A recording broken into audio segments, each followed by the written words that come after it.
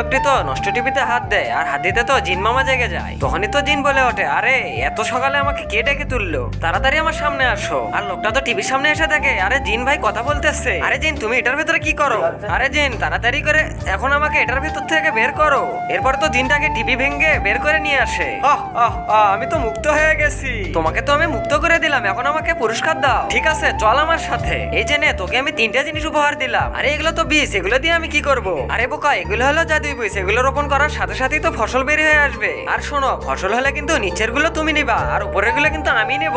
ঠিক আছে? কথা বলে বল্টু তো ফসল লাগিয়ে দেয় আর জমিতে সেগুলো বড় হওয়ার সাথে সাথে তো সেখানে জিন মামা চলে আসে। এই যে জিন মামা, আমি কিন্তু জমিতে আলু লাগিয়েছি আর নিচের গুলো আমি নেবো, উপরের গুলো তুমি নিবা। আচ্ছা ঠিক আছে, এবার তুই নিবি উপরের গুলো আর আমি নেবো নিচের গুলা। আর এই কথা বলে বল্টু তো জমিতে গম চাষ করে নেয়। আরে এগুলো তো সত্যিই জাদুই বীজ, জমিতে ফেলার সাথে সাথে ফসল হয়ে যাচ্ছে। আরে মানব, এটা তুমি কি লাগিয়েছো? আরে জিন মামা, এবার কিন্তু আমি উপরের গুলো নেবো, নিচের গুলো কিন্তু তুমি নিবা। না শোন, এবার আমি উপর নিচে দুটাই নেবো, তুই মাঝখানেরটা নিবি।